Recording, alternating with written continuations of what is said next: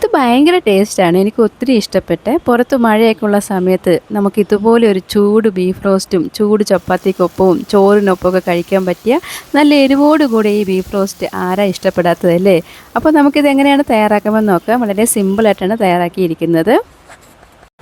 ഈ ഒരു beef roast തയ്യാറാക്കുന്നതിനായിട്ട് ഞാനിവിടെ എല്ലോട് കൂടിയ 1/2 കിലോ ബീഫാണ് കഴുകി വൃത്തിയാക്കിയിരിക്കുന്നത്. ഇനി ഒരു ഇടികല്ലിലേക്ക് കുറച്ച് വെളുത്തുള്ളിയും ഇഞ്ചിയും കൂടെ ചേർത്ത് നന്നായിട്ട് നമുക്ക് ചതച്ചെടുത്തിട്ട് കഴുകി വെച്ചിരിക്കുന്ന ഈ ബീഫിലേക്ക് ഇട്ട് കൊടുക്കാം.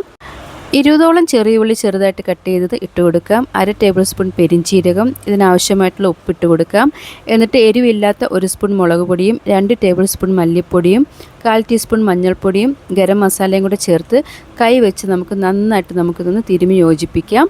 ഇതിലേക്ക് ഞാനിപ്പോൾ അല്പം മുളക് പൊടിയൊക്കെയാണ് ഇട്ടിരിക്കുന്നത്. കൂടുതൽ നമ്മളിതിലേക്കിപ്പം മസാലയൊന്നും ഇട്ട് കൊടുക്കുന്നില്ല. എന്നിട്ട് നമുക്കിതൊരു അരമണിക്കൂർ റെസ്റ്റ് ചെയ്യാനായിട്ട് വെച്ചിരിക്കാം. എന്നിട്ട് വേവാൻ വെച്ചിരിക്കുന്ന കുക്കറിലേക്ക് ഇതിട്ട് കൊടുത്ത് കറിവേപ്പിലയും ഇത് വേവുന്നതിന് ആവശ്യമായിട്ടുള്ള വെള്ളവും കൂടെ ഒഴിച്ചു കൊടുത്തിട്ട് ഒരു 7-8 വിസിൽ വരുന്നത് വരെ നമുക്കിതൊന്ന് വേവിക്കാനായിട്ട് വെച്ചിരിക്കാം. ഇപ്പോൾ നമ്മുടെ ബീഫ് ഇവിടെ നന്നായിട്ട് വെന്ത് മാറ്റി വയ്ക്കാം. ഇനി ചൂടായ കടായിലേക്ക് അല്പം വെളിച്ചെണ്ണ ഒഴിച്ചു കൊടുക്കാം. വെളിച്ചെണ്ണയിൽ ഉപയോഗിക്കുമ്പോഴാണ് കുറച്ചും കൂടെ ടേസ്റ്റ് കിട്ടുക.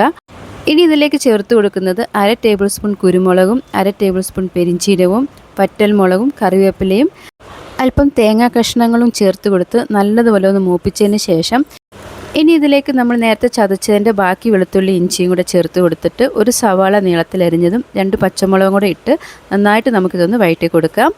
ഉള്ളിയൊക്കെ ഏകദേശം നല്ലൊരു ബ്രൗൺ കളറായി വരുന്നവരെ നല്ല രീതിക്ക് നമുക്കിതൊന്ന് വഴറ്റി കൊടുക്കാവുന്നതാണ്. ഈ ഒരു രീതിക്കാണ് ഞാൻ ഉള്ളി ഇവിടെ തയ്യാറാക്കിയിരിക്കുന്നത്.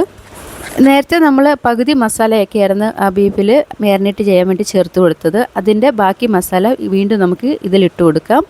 അപ്പോൾ 1 സ്പൂൺ മുളക് പൊടിയും 1 സ്പൂൺ മല്ലിപ്പൊടിയും മഞ്ഞൾപ്പൊടിയും ഗരം മസാലയും കുറച്ച് ചതച്ച മുളക് 1 സ്പൂൺ ഇട്ട് കൊടുക്കുകയാണ്.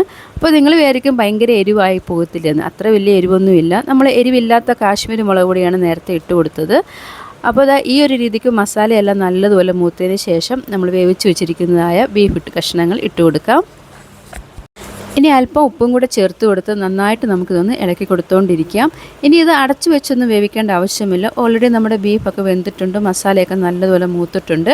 ഇനി ഇത് മീഡിയം ഫ്ലെയിമിലിട്ട് നമുക്കിതൊന്ന് നല്ലതുപോലെ ഒന്ന് റോസ്റ്റ് ചെയ്തെടുക്കണം. അപ്പോൾ ഇതുപോലെ നമുക്ക് ഇളക്കി മിക്സ് ചെയ്ത് കൊടുത്തുകൊണ്ടിരിക്കാം. ഇനി ഇതിലേക്ക് അവസാനമായിട്ട് ചേർത്ത് കൊടുക്കുന്നത് കുറച്ച് കുരുമുളക് പൊടിയാണ്. അപ്പോഴാണ് നമ്മുടെ ബീഫ് റോസ്റ്റിൻ്റെ പ്രത്യേക ഒരു മണവും രുചിയും കിട്ടുന്നത്. ഈ ഒരു സമയത്ത് വേണം നമ്മൾ കുരുമുളക് ഇട്ട് കൊടുക്കാൻ. അതുപോലെ മല്ലിയിലയും ഈ സമയത്ത് ഇട്ട് കൊടുത്തിട്ട് നമുക്ക് വീണ്ടും നന്നായിട്ട് നമുക്കിതൊന്ന് മിക്സ് ചെയ്ത് കൊടുത്തിട്ട് നല്ല രീതിക്ക് ഇതൊന്ന് വരട്ടിയെടുക്കാവുന്നതാണ്. അപ്പോൾ ഇത്രയേ ഉള്ളൂ. സിമ്പിളായിട്ടാണ് തയ്യാറാക്കിയിരിക്കുന്നത്. എനിക്ക് ഒരുപാട് ഇഷ്ടപ്പെട്ടു. ചൂട് ചപ്പാത്തിക്കൊപ്പവും പൊറോട്ടയ്ക്കൊപ്പം കഴിക്കാൻ പറ്റിയ നല്ലൊരു അടിപൊളി ബീഫ് റോസ്റ്റാണ്. വീഡിയോ ഇഷ്ടപ്പെടുകയെന്നുണ്ടെങ്കിൽ ലൈക്കും കമൻറ്റൊക്കെ ചെയ്ത് സപ്പോർട്ട് ചെയ്യാൻ മറക്കരുത്.